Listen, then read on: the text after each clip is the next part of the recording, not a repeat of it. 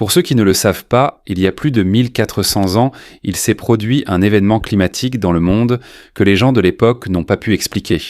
En 536, les gens en Europe, au Moyen-Orient et dans certaines parties de l'Asie ont remarqué que la lumière du soleil avait soudainement diminué.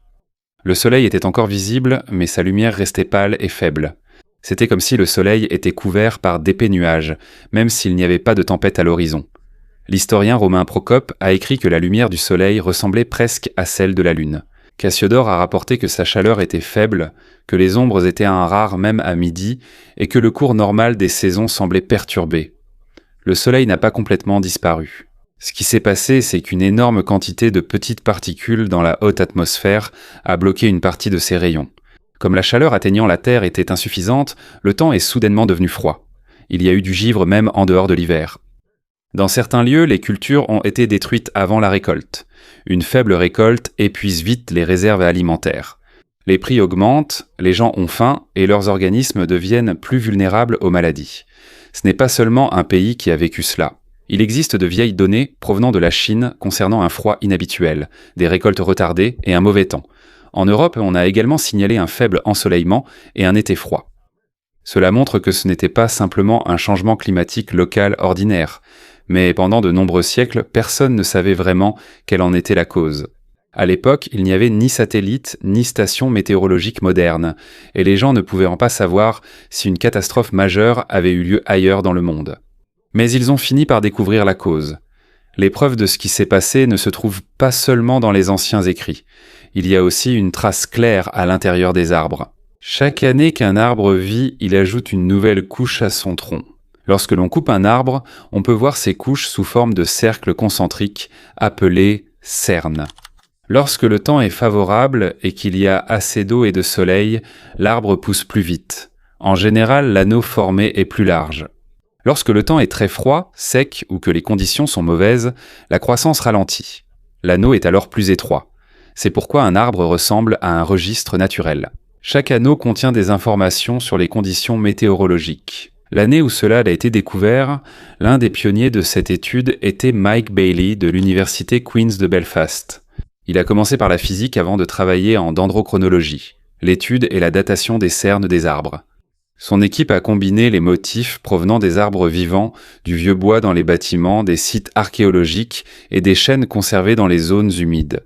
Lorsque le motif des cernes larges et étroits de deux bois différents correspond, il est possible de raccorder leur chronologie.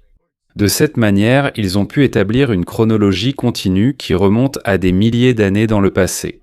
Lorsqu'ils ont examiné la partie de la chronologie correspondant au milieu du VIe siècle, ils ont remarqué quelque chose d'évident.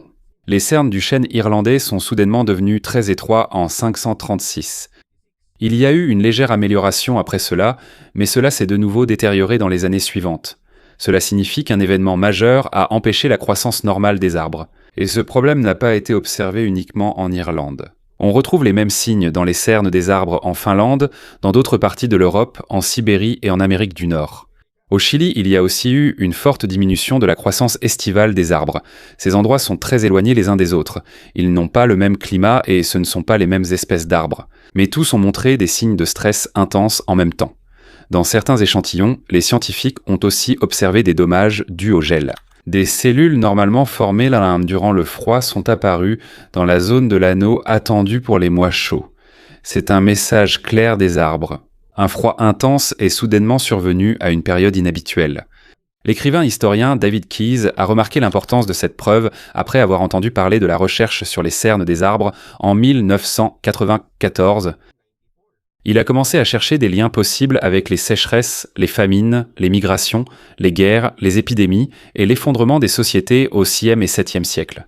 Il a parlé à de nombreux chercheurs de différents domaines et a comparé les preuves scientifiques avec les anciens documents historiques. Keyes croit que la catastrophe climatique du milieu du VIe siècle est l'un des événements qui ont eu un impact majeur sur l'histoire. Il faut rester prudent avec ce type d'affirmation. Cela ne veut pas dire qu'un seul événement climatique est la cause directe de chaque guerre, épidémie, migration ou chute de royaume. À cette époque, de nombreux événements historiques avaient des causes multiples, comme la politique, l'économie, la nourriture, les maladies, le commerce et les décisions des dirigeants. Les recherches modernes confirment qu'il y a eu un refroidissement généralisé et intense. Selon l'explication actuelle de nombreux scientifiques, les grandes éruptions volcaniques sont la cause la plus probable. En effet, lorsqu'un volcan très puissant entre en éruption, il peut projeter des gaz soufrés très haut dans l'atmosphère. Là-haut, ces gaz deviennent de petits aérosols qui renvoient une partie des rayons solaires dans l'espace. Il n'est pas nécessaire que le monde soit couvert d'une épaisse couche de cendres. Il suffit que les aérosols volcaniques se répandent dans la haute atmosphère pour affaiblir la lumière du soleil et faire baisser la température sur une très grande zone. Les carottes de glace et les cernes des arbres montrent qu'il n'y a peut-être pas eu qu'une seule éruption. Il y a eu de grandes éruptions vers 536 et 540. Il était possible qu'il y en ait eu une autre en 547. Ces éruptions successives ont empêché un retour rapide à la normale du climat. Une période froide plus longue a commencé, que certains chercheurs appellent aujourd'hui le petit âge glaciaire de l'Antiquité tardive. On ne sait toujours pas avec certitude quel volcan a causé la première éruption en 536. Plusieurs endroits ont été proposés. Aucune réponse unanime n'existe encore, il est donc incertain d'affirmer que Krakatoa ou un autre volcan en soit responsable. Ce qui est confirmé, c'est qu'il y a eu une activité volcanique très intense qui a libéré beaucoup de particules de soufre dans l'atmosphère et provoqué un refroidissement important dans l'hémisphère nord. En Irlande, cette période coïncide avec la multiplication de la construction de Crannog. Ce sont des habitations ou des lieux défensifs construits sur de petites îles artificielles dans les lacs. Bali a suggéré qu'il pourrait y avoir un lien avec les troubles causés par le manque de nourriture et les conditions difficiles. En cas d'échec des récoltes, les gens pouvaient être forcés de compter sur la pêche, la chasse et toute nourriture disponible dans les environs. Mais les Crannog à eux seuls ne suffisent pas à prouver que le climat est la cause directe de tous les conflits. Il est également possible qu'ils aient été construits pour des raisons de sécurité, de pouvoir, d'habitation ou d'autres motifs locaux. Maintenant, allons plus loin dans l'histoire. La partie la plus claire de l'histoire concerne le problème suivant. D'abord, la lumière du soleil a diminué. Ensuite, il y a eu un froid intense et la destruction des cultures. Ensuite, il y a eu une pénurie de nourriture et une pression accrue sur les communautés. Et seulement quelques années après le début de la crise climatique, la peste de Justinien est arrivée en 541. Elle s'est propagée en Méditerranée et ailleurs, alors que plusieurs sociétés faisaient face à la famine, au chaos et à un déclin économique. Les gens qui vivaient à cette époque n'ont pas vu l'éruption à l'origine de la catastrophe. Ils ne s'avèrent pas non plus que de petites particules provenant d'un volcan lointain pouvaient se répandre dans l'atmosphère et modifier le climat de nombreux pays. Tout ce qu'ils ont vu, c'est un jour où la lumière du jour avait perdu son éclat habituel et un monde soudainement devenu plus froid, plus affamé et plus dangereux. Malgré cela, alors que les récoltes diminuaient, un puissant empire était au cœur d'un grand changement. C'est l'Empire romain d'Orient, également appelé l'Empire byzantin. Depuis longtemps, Rome n'était plus le centre de son pouvoir. La nouvelle capitale était Constantinople, une ville riche située entre l'Europe et l'Asie.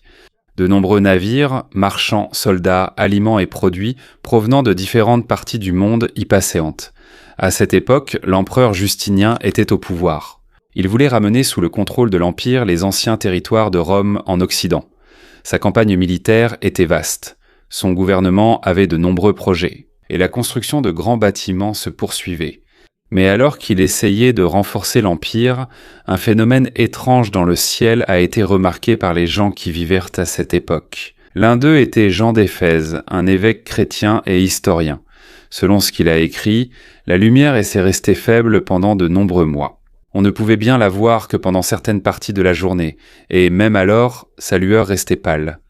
Ce n'était pas un scientifique moderne utilisant des instruments. C'était un homme qui décrivait ce que sa génération avait vu et vécu. Il existe un rapport similaire de Cassiodore, un fonctionnaire romain qui vivait en Italie. Il a écrit qu'ils ont traversé un printemps presque sans chaleur normale et un été qui s'est resté froid. Les agriculteurs étaient inquiets à cause du vent froid persistant et du risque élevé de gel. Cela empêchait leur culture de pousser. Ces rapports sont importants. Ce rapport est important parce que les anciens écrivains ne notaient pas habituellement chaque changement de temps. Lorsqu'ils écrivaient sur un événement naturel, c'était souvent parce qu'il était inhabituel et avait un impact important. Il y a un autre historien romain, Procope. Il a dit que la lumière du soleil était étrange et semblait manquer de force. En même temps, la guerre et d'autres problèmes continuaient à l'intérieur de l'Empire. Si l'on combine les écrits de Procope, Cassiodore et Jean d'Éphèse, il apparaît que ce n'était pas simplement une semaine nuageuse ou une saison froide ordinaire. Ce phénomène a été ressenti pendant longtemps dans des régions éloignées les unes des autres, en Méditerranée et au Moyen-Orient. Et il n'y a pas que les archives romaines qui racontent cette histoire. En Asie de l'Est, on rapporte aussi un froid extrême, des récoltes perdues, des pluies de poussière inhabituelles et des pénuries alimentaires. Il y a des rapports venant de Chine qui décrivent une substance jaune tombant du ciel comme de la neige. On ne sait pas avec certitude si tous ces récits font référence au même type de particules.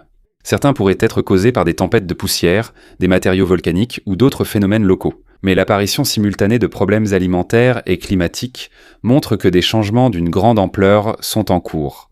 Au Japon, un ancien décret montre à quel point la nourriture était importante en temps de crise. Son message est simple. L'or, l'argent ou les pierres précieuses n'ont aucune valeur pour une personne affamée et transie.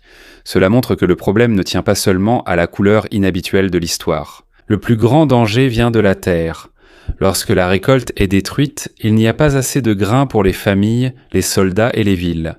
Lorsque l'offre diminue, les prix augmentent. Les riches peuvent encore acheter, mais ce sont les pauvres qui ont faim en premier. Dans les grandes villes comme Constantinople, il est essentiel que la nourriture continue d'arriver d'autres régions.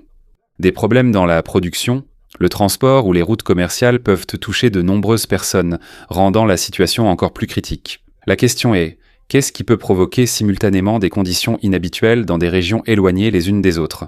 À l'époque, certains chercheurs ont discuté de 3 grandes possibilités. Cela pourrait être un astéroïde, une comète ou une éruption volcanique extrêmement puissante. À première vue, un astéroïde ou une comète semble possible. Lorsqu'un gros objet venant de l'espace percute la Terre, il peut être pulvérisé et projeter en l'air d'énormes quantités de roches, de terre et de débris.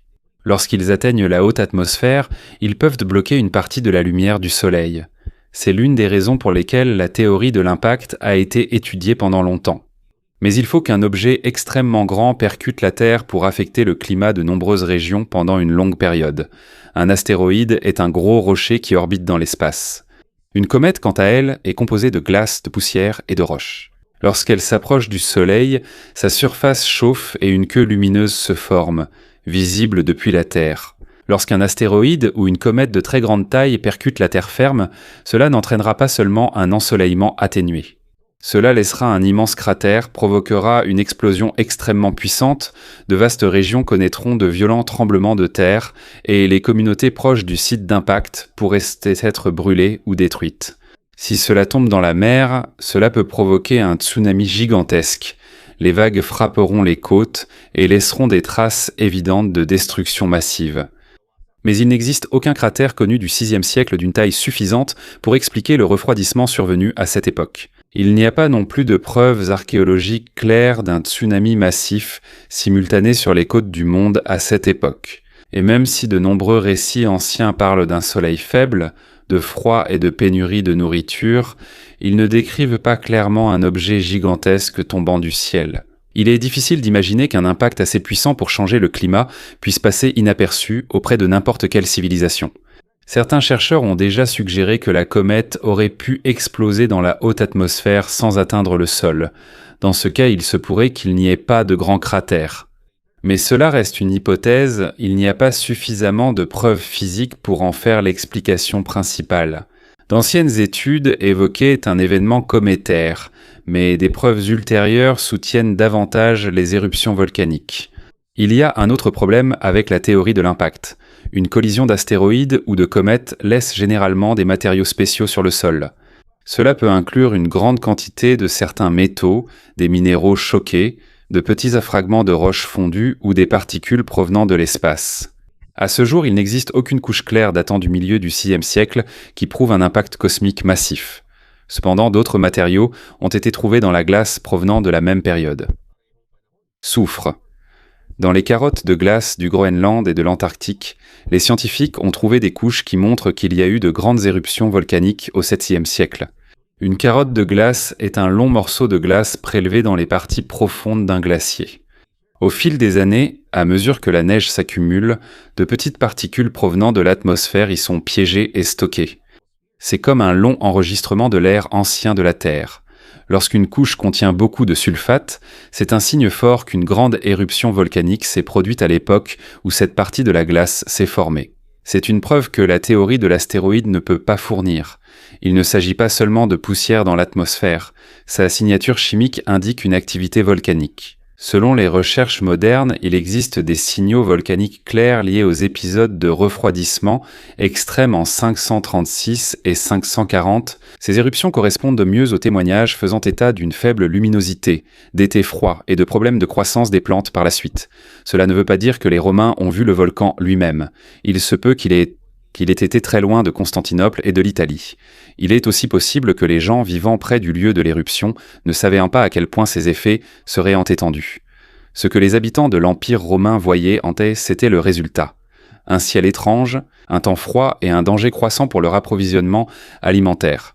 La liste des causes possibles s'est progressivement réduite. Il n'y avait pas de grands cratères, pas de traces claires d'un impact qui aurait changé le monde. Il n'y avait pas non plus suffisamment de preuves d'un tsunami de grande ampleur. Mais il y a du soufre dans la glace ancienne, et des relevés climatiques concordants provenant de nombreuses régions. Ainsi, alors que la théorie de l'astéroïde et de la comète s'affaiblit, une autre explication devient plus forte. Un volcan gigantesque est entré en éruption. Mais son emplacement exact était resté un grand mystère.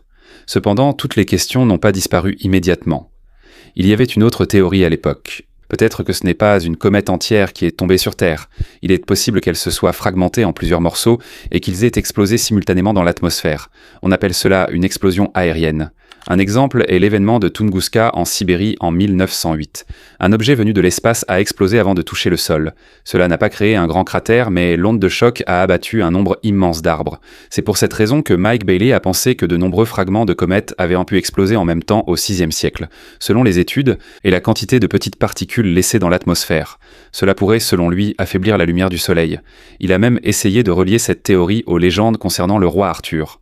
Dans certains récits, il était dit que son royaume sont devenus secs et dévastés, tandis que des choses destructrices tombaient du ciel. Mais ce genre de preuves reste faible. Les histoires sur Arthur ont été écrites et modifiées pendant de nombreux siècles. On ne sait pas non plus s'il a réellement existé, ni quand il est mort. Quels détails sont vraiment authentiques ? Ainsi, la légende de la comète ne constitue pas une preuve solide. Les preuves physiques, comme les échantillons de glace ancienne, sont plus importantes. Aucune trace suffisante de matière cosmique n'a été trouvée pour prouver un bombardement massif de comètes. Ainsi, pendant que la recherche se poursuit, cette théorie s'est encore plus affaiblie. La recherche s'oriente maintenant vers une question encore plus difficile. Quel volcan est entré en éruption ? Lors de sa première enquête, David Keyes pensait que la région concernée était en zone tropicale. Une éruption puissante près de l'équateur pourrait disperser des aérosols volcaniques sur une très grande partie de l'atmosphère. Il y a de nombreux grands volcans en Asie du Sud-Est. On les trouve de Sumatra et Java jusqu'aux Philippines et au Japon. C'est pourquoi Keyes les a étudiés. Les anciens documents de la région. Il existe un registre chinois datant de 535 qui mentionne avoir entendu un bruit extrêmement fort venant du sud-ouest. Aucun écrit simultané n'existe à ce sujet. Ce n'était ni la foudre, ni un orage ordinaire. Une explosion volcanique très puissante peut s'entendre de loin. Pendant que l'onde sonore se propage, les sons aigus et élevés disparaissent.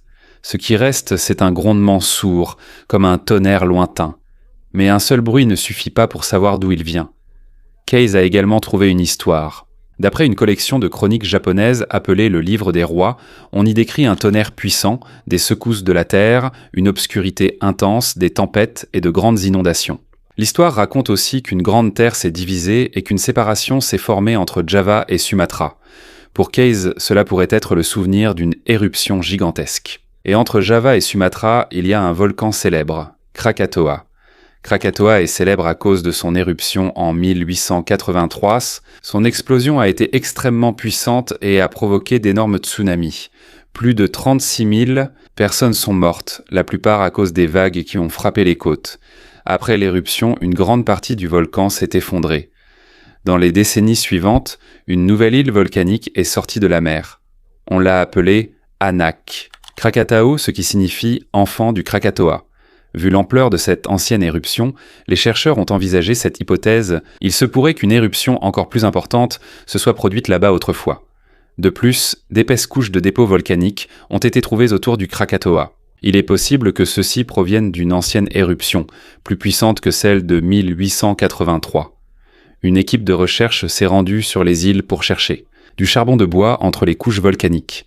Le charbon de bois est important car il se forme lorsque du bois brûle rapidement et est ensuite enseveli. On peut le soumettre à la datation au radiocarbone pour savoir quand l'éruption a eu lieu, mais il est difficile à trouver. Une grande partie de l'ancien volcan se trouve sous la mer. Il n'y a que de petites zones qui peuvent être fouillées dans les parties actives. Les arbres ne survivent pas toujours longtemps avant d'être recouverts par de nouveaux matériaux volcaniques. L'équipe a pu récupérer quelques échantillons de charbon de bois. Mais ils n'ont pas trouvé d'échantillons suffisants provenant directement de la couche principale d'éruption. Ce qu'ils ont obtenu venait des couches au-dessus et en dessous de celle-ci. La couche supérieure est estimée dater d'environ 1215. L'échantillon plus profond, quant à lui, remonte à environ 6600 avant Jésus-Christ. Cela signifie que l'éruption a eu lieu entre deux périodes très éloignées. Cela inclut le VIe siècle, mais cela ne prouve pas que l'éruption ait réellement eu lieu en 535 ou 536, comme mentionné dans l'ancien documentaire. Les résultats semblent renforcer la théorie du Krakatoa, mais les preuves ne sont pas aussi solides. L'écart entre les dates est très large, comme si on disait qu'il y a eu un événement sur des milliers d'années. Ce n'est pas suffisant pour indiquer l'année exacte ou même le siècle exact.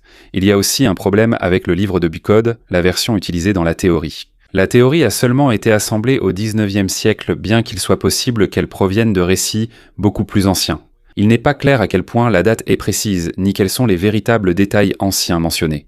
Il y a des chercheurs. Certains affirment que la date pourrait avoir été déplacée à 535 par erreur. La date de cette histoire, à cause de cela, n'est pas considérée par la science moderne comme une preuve que Krakatoa est la cause de la première grande éruption. Des études géologiques plus récentes dans le détroit de Sunda n'ont pas trouvé de preuves solides d'une éruption massive du Krakatoa à cette époque. Il est donc incorrect d'affirmer avec certitude que c'est Krakatoa qui a explosé en 535.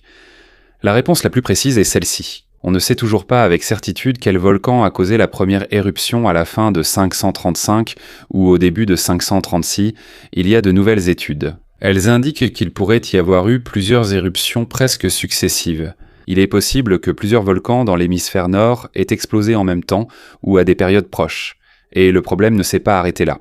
Aux alentours de 540, il y a eu une autre éruption très puissante.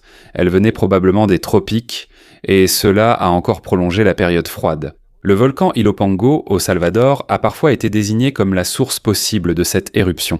Certaines recherches ont daté sa gigantesque explosion autour de 539 ou 540, mais des études plus récentes l'ont plutôt daté vers 431. Cela signifie donc il y a donc encore un débat sur la date exacte d'Ilopango et sur son lien avec le deuxième choc climatique. Ce qui est clair, c'est que l'histoire ne concerne pas un seul volcan ni une seule éruption. Il est plus probable que des éruptions successives se soient produites en l'espace de quelques années. Chacune a ajouté de nouveaux matériaux volcaniques dans l'atmosphère avant même que les effets de l'éruption précédente ne disparaissent complètement.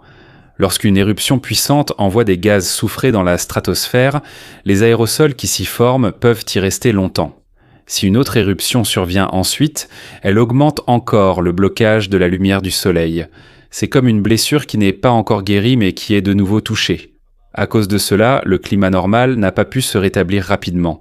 Les étés froids ont continué, la production alimentaire a diminué et les communautés ont eu plus de mal à se relever. Il ne faut pas non plus dire que seuls les volcans ont fait tomber les royaumes ou déclenché toutes les guerres de cette époque. Chaque région avait déjà sa propre production. Il y avait des luttes de pouvoir, des conflits militaires, des impôts élevés, des migrations et des changements dans le commerce. Mais la crise climatique a aggravé bon nombre de ces problèmes. Quand la nourriture manque, les troubles surviennent plus facilement. Quand l'économie est faible, il est plus difficile de financer l'armée et le gouvernement. Quand les gens sont affamés et affaiblis, ils tombent plus facilement malades. Et lorsque tout cela se produit en même temps dans de nombreux endroits, le cours de l'histoire change.